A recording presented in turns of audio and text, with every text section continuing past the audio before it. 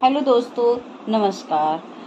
व्याकरण की अगली कड़ी में मैं आपको आज शब्द विचार यानी शब्द के बारे में, शब्द से संबंधित जितनी बातें हैं मैं आप आज को समझाऊंगी। इससे पहले हम भाषा पढ़ चुके हैं, वर्ण पढ़ चुके हैं। भाषा के बारे में जितनी बातें हो सकती मैंने सब वीडियो में बताई हैं। वर्ण से संबंधित जितनी बातें हैं मैंने वो सब बताई हैं। वर्ण के प्रकार बताए हैं, भाषा क्या होती है, भाषा के कितने प्रकार होते हैं, ये सब मैंने पिछले वीडियो में आपको अच्छे से समझाया है। अब जब वर्ण हम पढ़ लेते हैं, वर्ण की अगली कड़ी होती है शब्द। तो आज हम शब्द के बारे में पढ़ेंगे। इससे पहले मैं आपको इसको समझाऊंगी और इसका PDF भी आपको उपलब्ध कराऊंगी। इसके लिए आप लास्ट तक हमारे साथ बने रहिए। पहली बार हमारा चैनल देख रहे हैं तो सब्सक्राइब ज़रूर कर लीजिए, और सब्सक्राइब करने के बाद आप लाइक और शेयर भी करना ना भूलें। तो चलिए अब हम समझते हैं कि शब्द क्या है। तो देखिए, भाषा की सबसे छोटी कड़ी होती है वर्ण, और वर्ण हम पढ़ चुके हैं। वर्ण के बाद अब हमारी बारी आती है शब्द। वर्ण अर्थात आप देख चुके हैं, वर्ण होते क ख ग च छ ज ट ठ ज्ञ तक और अ से ह तक, ये सब वर्ण की श्रेणी में आते हैं। इसके बाद हम भाषा को जब हम आगे बढ़ाते हैं तो उसकी अगली कड़ी आती है शब्द।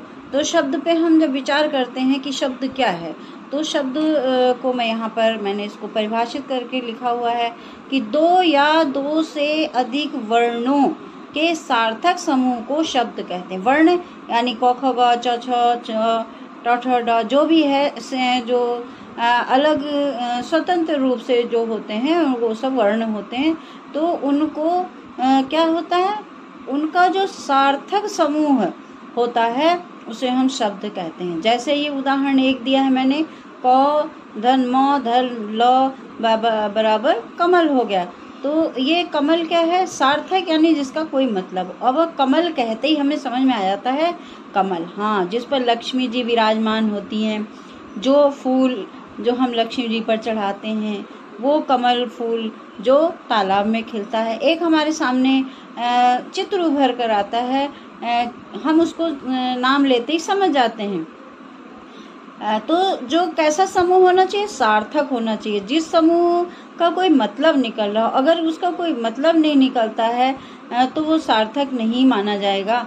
कुछ भी जोड़ के क ल च ट प ऐसे करके कुछ भी लिख देना वो सार्थक समूह नहीं होगा। सार्थक मतलब जिसका कोई अर्थ हो, जिसका हम जानते हो, जो हमारा जाना पहचाना भले ना हो तो हम उसका अर्थ ढूंढ लेंगे, लेकिन जो है सार्थक हो, जिसका कोई मतलब निकलता हो, ऐसे वर्णों के सार्थक समूह को हम शब्द कहते हैं।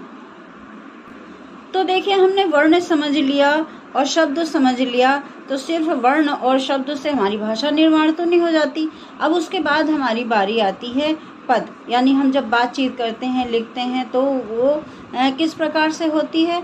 तो उसे देखिए कि पद, उसे हम पद कहते हैं, या वाक्य, हम वाक्य भी कह सकते हैं कि जब शब्द का वाक्य प्रयोग किया जाता है तो वह पद बन जाता है। जैसे कि हमने ये कमल बनाया था और कमल को हमने वाक्य में प्रयोग कर दिया कि कमल खिलता है। ऐसे कमल से तो हमें कुछ नहीं पता चल रहा है, कमल क्या, कमल कैसा, कमल के बारे में क्या बात हो रही। तो जब हमने इसको एक वाक्य में वाक्य प्रयोग कर दिया तो ये बन गया हमारा पद, यानी यहाँ से हम यहाँ तक हमारी एक बात पूरी हो जाती है, तो ये बन गया हमारा पद। तो आशा करती हूँ कि आज को आपको इसमें शब्द और पद अच्छे से समझ में आ गया होगा। ये बहुत ही बहुमूल्य विषय, बहुत ही वैसा विषय है जो कि आप को लास्ट तक परीक्षाओं में जो पूछा जाता है, चाहे वो छोटी कक्षाएं हों चाहे वो बड़ी कक्षाएं हों, ये चीज़ें हमारी उसमें परीक्षाओं में आती रहती हैं। तो इसका साथ साथ मैंने PDF भी बना दिया, आप चाहे तो अपना नोट्स भी बना लीजिए। और इसके बाद में आपको एक चार्ट के द्वारा इस शब्द के बारे में पूरा जितना भी इसमें क्या क्या आता है, मैं एक आपको उसका शॉर्ट में उसको समझाऊंगी। उसके बाद अगले वीडियो में फिर मैं आपको उसके बारे में डिटेल से समझाऊंगी। इस वीडियो में आपको शब्द और पद के बारे में मैंने समझा दिया। अब शब्द विचार के अंतर्गत हमारी क्या क्या चीज़ें आती हैं। शब्द विचार नाम से हमारा पूरा व्याकरण का एक पाठ होता है। तो मेरा उद्देश्य है, क्योंकि बच्चों के पास पुस्तक नहीं होती है, लाते नहीं हैं, और जो प्रश्न उत्तर किताबों के होते हैं वो आगे हमारा ज्ञान, भाषा निर्माण, भाषा प्रवाह लाने में मदद करते हैं। लेकिन ये परीक्षाओं में तो अधिकतर हमारी व्याकरण ही आती है। यही उद्देश्य है मेरा, आपको व्याकरण के वीडियो बनाने का और समझाने का। तो आइए मैं आपको एक शब्द विचार में क्या क्या बातें आती हैं एक चार्ट के द्वारा मैं आपको बताती हूँ। तो ये मैंने यहाँ पर डायरी में तैयार किया है, शब्दों के भेद शब्द विचार में है, जो इसमें मैंने शब्द का अर्थ आपको बता दिया है। अब शब्द के कितने भाग होते हैं? शब्द के हमारे number 1, number 2, number 3, number 4 main जो है पार्ट हमारे होते हैं 4। कौन से शब्द के भाग होते हैं, यानी कि भेद होते हैं? एक होता है अर्थ के आधार पर। अर्थ के आधार पर शब्द मतलब कि उसका अर्थ कैसा निकलता है। दूसरा है रचना या बनावट के आधार पर, ना उनकी बनावट किस रचना के आधार पर की गई है। उत्पत्ति या स्रोत के आधार पर, यानी जो हमारे शब्द हैं उनका स्रोत क्या था, उसको वो जो शब्द बना उसकी उत्पत्ति कैसे हुई, उसका स्रोत क्या था। और फिर प्रयोग के आधार पर, यानी जो हम प्रयोग करते हैं उस शब्द का प्रयोग हम किस रूप में करते हैं, ये उसका आधार बना। तो अब जो हमारा पहला पार्ट है, पहले पार्ट ये देखिए, आपको इसमें एक ही जगह पर जो शब्द के बारे में जितनी बातें हैं मैंने सारी समेटने की कोशिश की है। बस लास्ट तक आप हमारे वीडियो में बने रहिए, और अगर आपको लगता है कि नहीं ये हमारे काम की चीज़ है तो आप लाइक भी कर दीजिए, हमारे चैनल को सब्सक्राइब भी कर लीजिए और शेयर भी कर दीजिए। खासकर आप ग्रामीण क्षेत्रों में जो आपके सहपाठी हैं, जो आपके जानने वाले हैं, रिश्तेदार हैं, उनमें आप इन चीज़ों को ज़रूर भेजिए, क्योंकि उन्हें इनकी भी उपलब्धता होनी चाहिए। तो पहला इसका जो भाग है अर्थ के आधार पर, यानी उसका अर्थ कैसे निकलता है, उस शब्द का अर्थ कैसे निकलता है। तो उसके भी जो अर्थ के आधार पर विभाजन किया गया, उसके भी 2 पार्ट होते हैं। एक होता है सार्थक शब्द और एक होता है निरर्थक शब्द। मैं इसको भी शॉर्ट में बताती हूँ। सार्थक यानी जिसका कोई मतलब निकलता हो, निरर्थक यानी जिसका कोई मतलब न निकलता हो। जैसे हम कह देते हैं अरे भाई जरा पानी वानी लाओ, तो पानी का तो कोई मतलब है, लेकिन वानी का कोई मतलब नहीं, वो निरर्थक है, उसका कोई अर्थ नहीं है। तो मैंने आपको सार्थक भी बता दिया और निरर्थक भी बता दिया, ये दोनों चीज़ें आपको एक ही जगह पर पता चल जा रही है।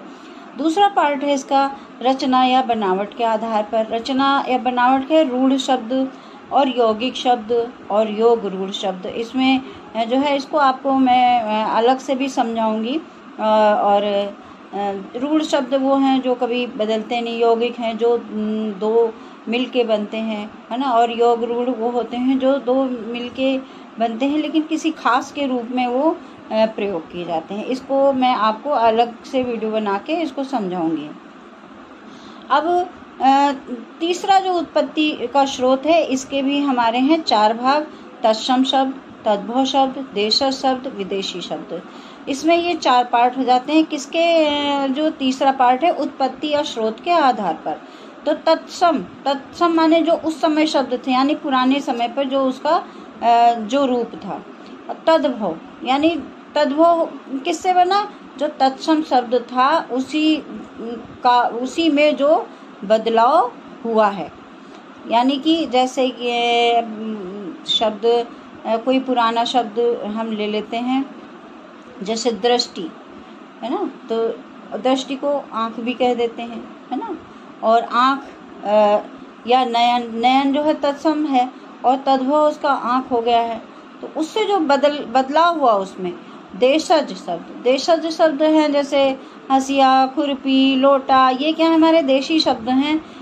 ये हमारे जो प्रादेशिक शब्द हैं, देश में ही उपजे हैं, जो लोकल में उपजे हैं, ये ऐसे शब्द हमारे देशज शब्द कह जाते हैं। और फिर इसके बाद चौथा पार्ट आता है विदेशी शब्द। कुछ शब्द जो हमारे विदेशों से आए हैं और हमारी भाषा में रच बस गए हैं, जैसे साइकिल और डॉक्टर, ये सब विदेशी शब्द हैं, लेकिन अब हमारी हिंदी में अच्छे से घुल मिल गए हैं, रच बस गए हैं। दूसरा है प्रयोग के आधार पर। अब जब हम भाषा का या शब्द का हम प्रयोग कहाँ पे कर रहे हैं, तो एक विकारी होता है ना, एक विकारी होता है जिसमें कि विकार कर सकते हैं। विकार मतलब जैसे संज्ञा है, सर्वनाम है, विशेषण है, क्रिया है, इन सब में हम उसमें विकार कर सकते हैं, यानी बदलाव कर सकते हैं। मान लो जैसे लड़का है तो लड़के कर सकते हैं, लड़की है तो लड़कियां कर सकते हैं हम, यानी इसमें बदलाव कर सकते हैं। तो यह तो हो गया हमारा विकारी। और अब आता है दूसरा पार्ट इसका, क्योंकि विकारी के भी पार्ट होते हैं, जैसे संज्ञा, सर्वनाम, विशेषण, क्रिया। अब हो गया अविकारी। अविकारी के भी पार्ट होते हैं। अविकारी होते हैं जिसमें कि उस शब्द में कोई बदलाव नहीं होता है, चाहे वो क्रिया हो, चाहे संबंध बोधक हो, चाहे समुच्चय बोधक हो, चाहे विस्मय आदि बोधक हो। ये जो शब्द होते हैं इनमें जो अविकारी शब्द होते हैं जो उनमें कोई बदलाव नहीं होता। तो अविकारी और अविकारी भी आप समझ गए होंगे, इनमें जिनमें कि बदलाव होता है और जिनमें बदलाव नहीं होता है। यहाँ पर मैं ये बताऊंगी कि जो आपने उत्पत्ति या स्रोत के आधार पर 4 रूप पढ़े हैं, तो इसमें विदेशी शब्द, जो विदेशी शब्द है, इसके भी ये इतने पार्ट हैं कि कहाँ कहाँ से ये हमारे जो शब्द हैं वो आए हैं विदेशों से। तो ये अरब से आए हैं, फारसी के हैं, तुर्की के, अंग्रेजी के हैं, चीनी हैं, रूसी हैं, पुर्तगाली हैं, फ्रांसीसी हैं और डच शब्द हमारे हिंदी में ये आए हुए विदेशी शब्द हैं, जो आजकल हमारी हिंदी के साथ अच्छे से घुल मिल गए हैं। इनका भी मैं कौन कौन से शब्द होते हैं, ये जो मैंने अभी यहाँ पे लिस्ट बनाई है, इसका मैं अलग से आपको लिस्ट दूंगी बना के कि ये कौन कौन से शब्द होते हैं। अलग अलग देशों के अलग अलग शब्द में पूरा प्रयास करूँगी कि आपको मैं ये समझा सकूँ। इसके साथ ही अब मैं आज का ये वीडियो लंबा ना हो, ताकि आप अच्छे से देख सकें, इसलिए यहीं पर समाप्त करती हूँ। और ये थोड़ा दूर से दिखाने की कोशिश करती हूँ ताकि आप इसका स्क्रीनशॉट लेना चाहें तो आप ले सकें और अच्छे से इसकी एक ही जगह पर सारी तैयारी आप कर सकें। और डिटेल में जो मैं पढ़ाऊँगी मैं आपको अलग से पढ़ाऊँगी, उसका नोट्स भी दिखाऊँगी। जिस तरीके से मैंने अभी आपको शब्द और पद का नोट्स दिखाया है, उसी प्रकार से मैं जितनी भी इसमें ये सारे जो पॉइंट हैं इन सब के बारे में मैं आपको डिटेल से समझाऊंगी। आप इसके लिए हमारा जो चैनल है राजरानी चैनल, उसको ज़रूर आप सब्सक्राइब कर लीजिए। और तब आपने इतना समय दिया, तब तक के लिए धन्यवाद आपको। Bye bye.